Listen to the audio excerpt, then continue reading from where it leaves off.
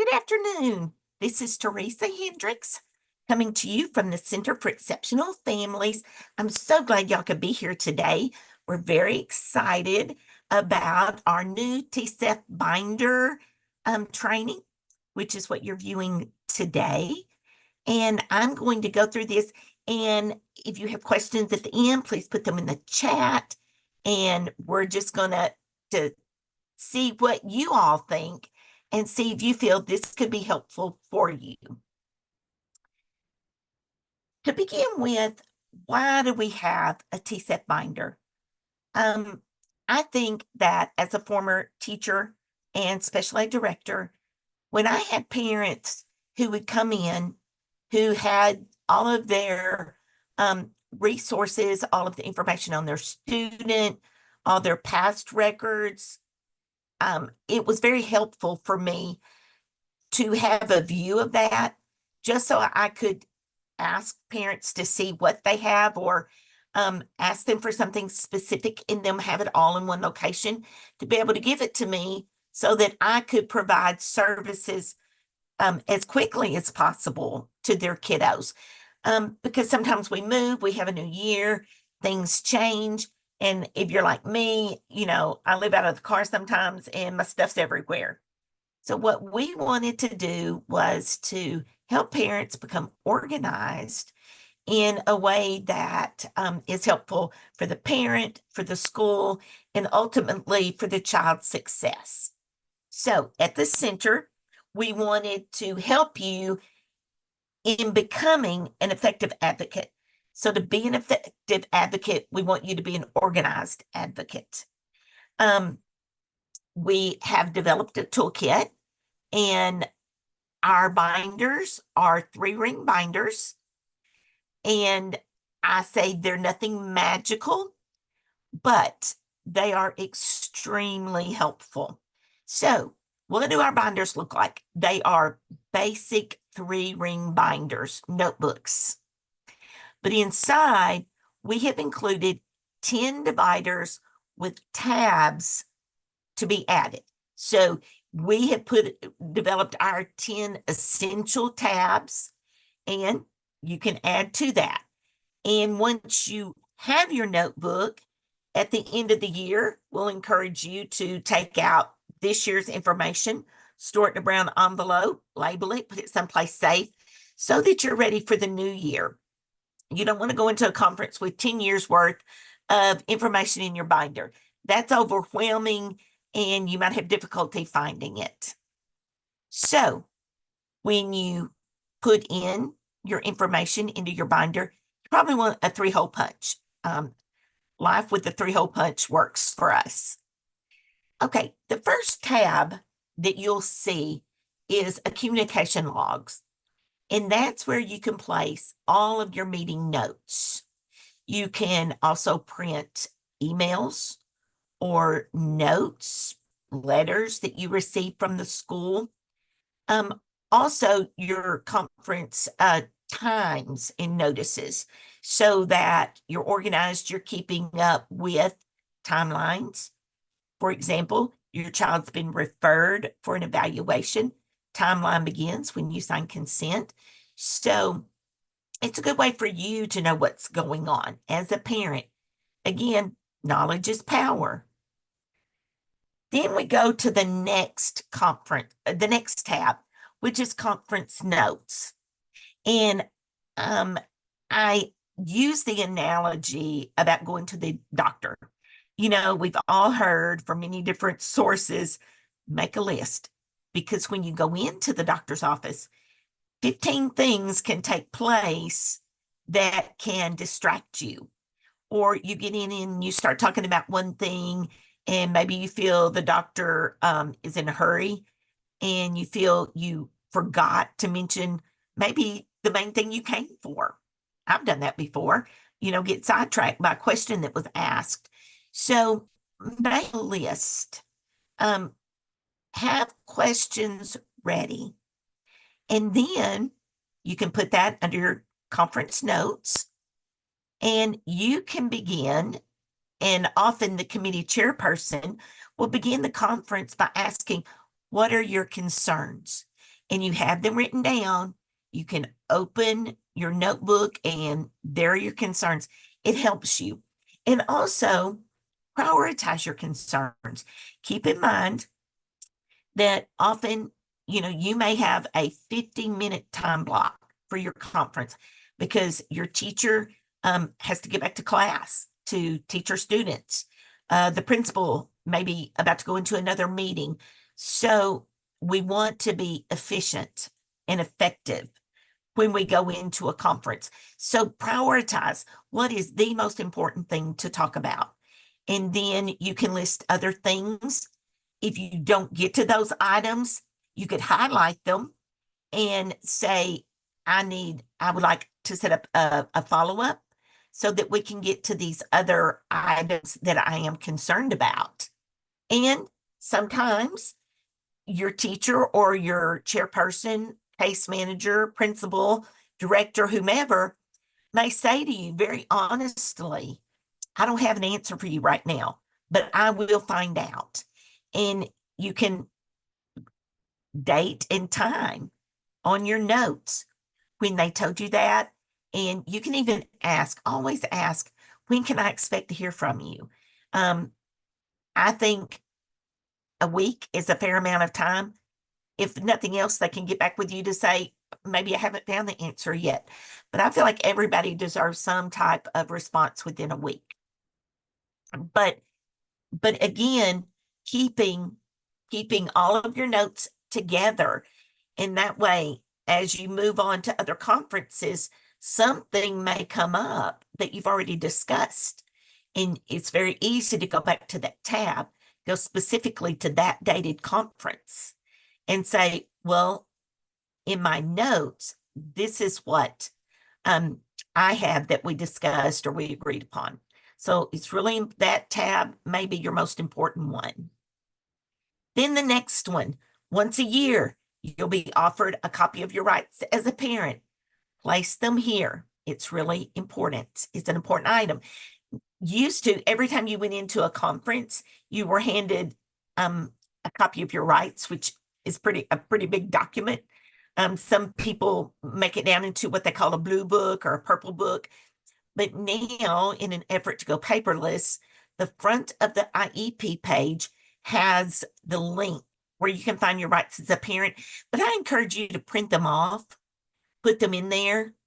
And as you go through a conference, you may want to highlight some of the things that is important to you that you feel you may not be being heard, or you may be hearing that that's not necessarily one of your rights.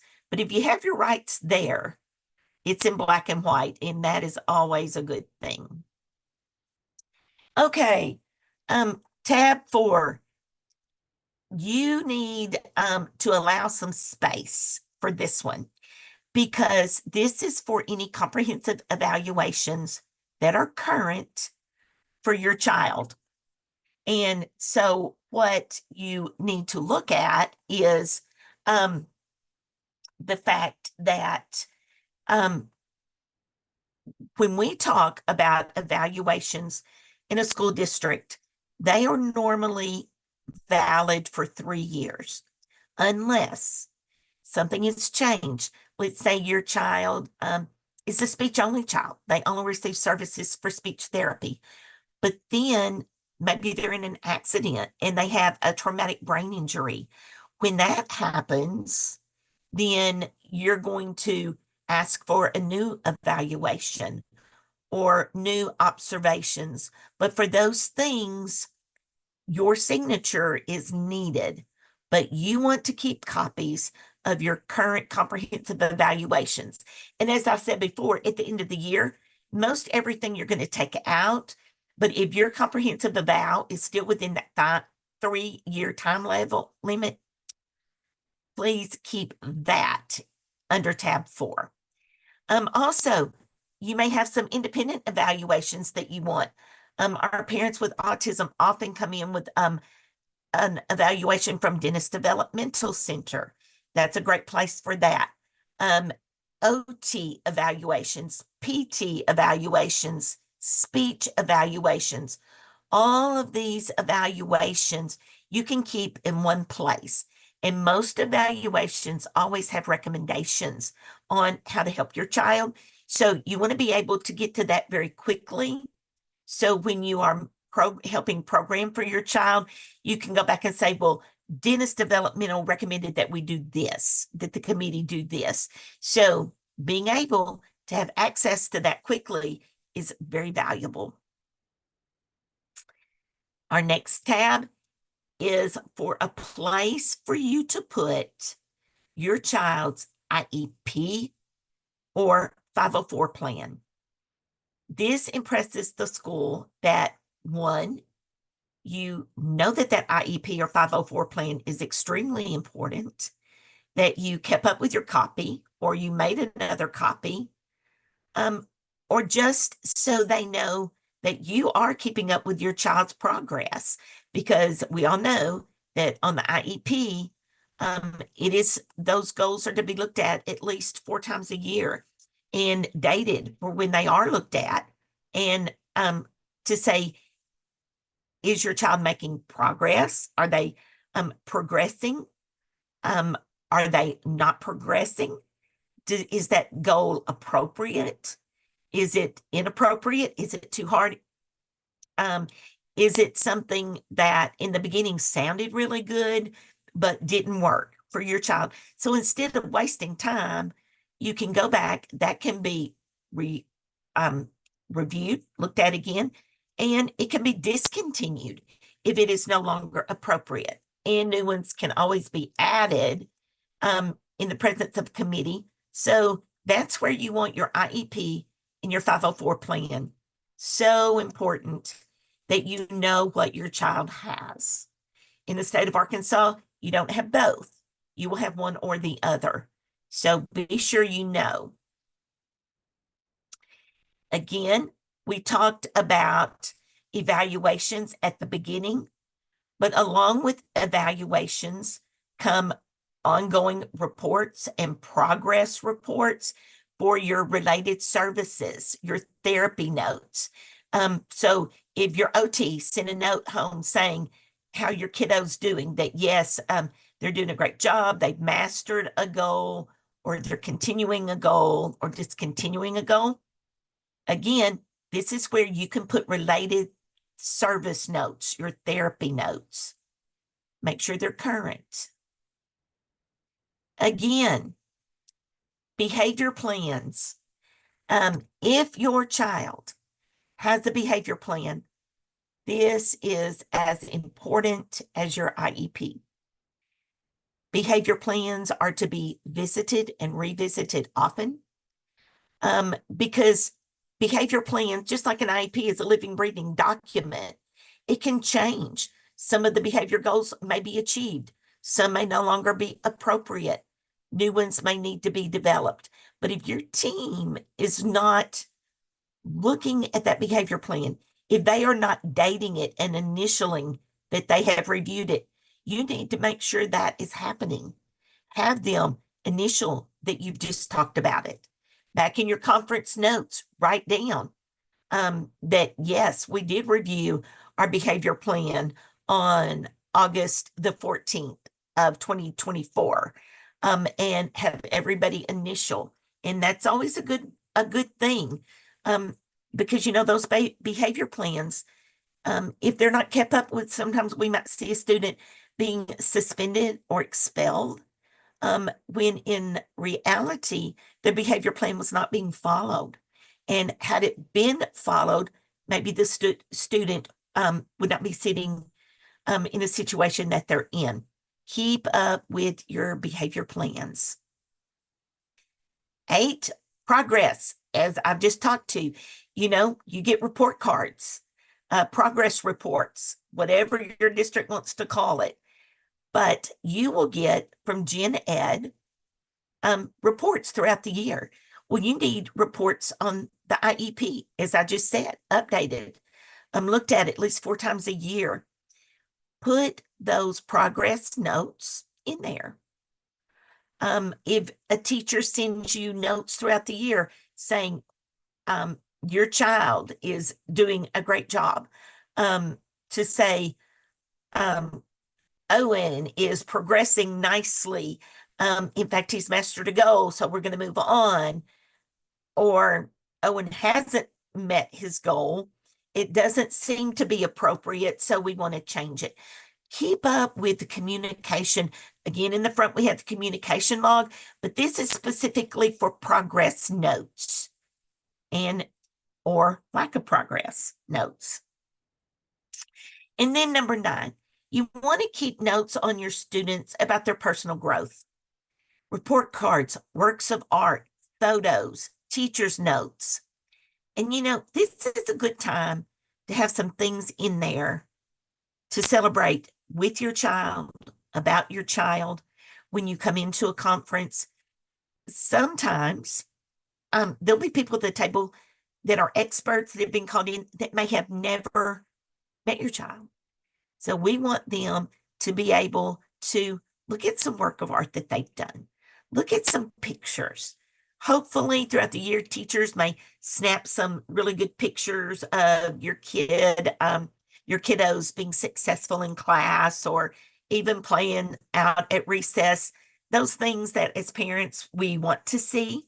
So this is a great time to put this, a place to put this, and keep it up. Keep up adding. Don't just put one thing in there. This is your opportunity to let your child shine. But also, an example I often use for parents. Sometimes we'll have a parent that their child, terrible handwriting, very bright child, but they can't get anything down on paper. Well, possibly your child might have dysgraphia. If you can provide that behind the personal growth, if you have that work sample, you can pull that out and say to your committee, this is what his or her handwriting looks like. They need help. And this is your opportunity to show what's really going on. Because sometimes, let's say, if it's a math teacher, that math teacher may not have looked at very much handwriting because it's math. It's just numbers, working problems. But we want to show, what does language arts look like? What does a writing assignment look like for your child? So keep those works of art in there. Their work samples. Also, take pictures of your kiddo when they come home with a good note. Take a picture and print it off on your computer. You don't have to have photographic paper. Just print it off on printer paper and put it in there. Reflection, a chance to shine. So I've talked about the different sections. These are the sections in the way we have it divided that we feel is comprehensive in the way things may be asked of you or presented in a conference. But you can add more as you need it. Again, I said at the end of the year, please remove your old information, except your current evaluations, and put them in a safe place. Also, at the end of the year, you are probably going to be given a new IEP, a copy of your new IEP for the upcoming year. You can have that in your binder. So when you go to open house next year, you've got it. It's there. You can walk in with your binder to show the new teacher. Also, something I didn't mention is on the front, hope y'all can see this, we have a place for you to put a picture of your kiddo. It's really fun to do that. And it's fun to add them over the years. It's just really sweet to see how your kids change. But again, sometimes there may be people at the table that have never seen your child. We want to put a face with a name because that's how we remember things. We're visual, we're auditory. We want our child to be seen. We want our child to be heard. We want evaluations to be present. We want communication logs, because the last thing a parent wants to hear is when they get into a conference is for a teacher to say, well, you never told me that. Well, you can have your documentation that you did tell them that, or you did show them that. Likewise, maybe the teacher sent home some information that maybe you didn't receive. And so you can show what you have so that any gaps can be filled in. So we know about mail, we know about how things go. We know about, I don't like things in backpacks because, oh my goodness, I had a kid that, I was lucky to get the backpack home. I was, lucky to find what was in the backpack because everything was wadded up. So having your binder, you're prepared. And what message is that saying to your school? It's saying, this is important to me. My child is important. I know my rights. I know what we discussed in conferences. I know what the IEP looks like, so I know what we need to be working on. I know that goals have to be updated. I can see, are we progressing? Are we not? And why? And what can we do to help? So again, there's nothing magical about this 3-ring binder, but there is something valuable about this binder. Very valuable. So I hope that you will find the toolkit helpful. You can visit our website. Now, something that you need to know with these trainings, to actually get your binder for free, we are going to need you to register for the training. You can do the training online just like this. And then we'll need you to complete a survey for us. So when you register, we can get all of that information to you and you can get it back to us. We can do that all online so that we can get your binder to you.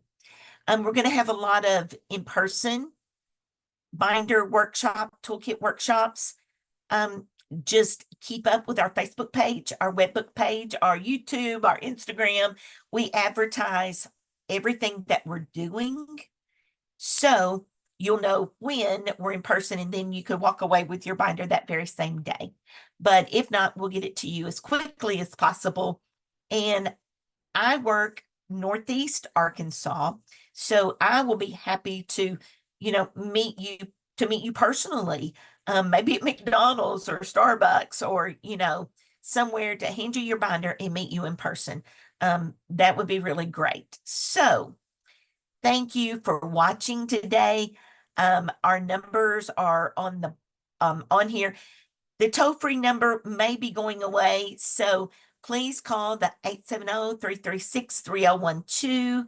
And our wonderful administrative assistant, Jerica, will get you to your right parent mentor for your area. Thank you again for watching. Please keep up with us on Facebook, with Instagram, YouTube.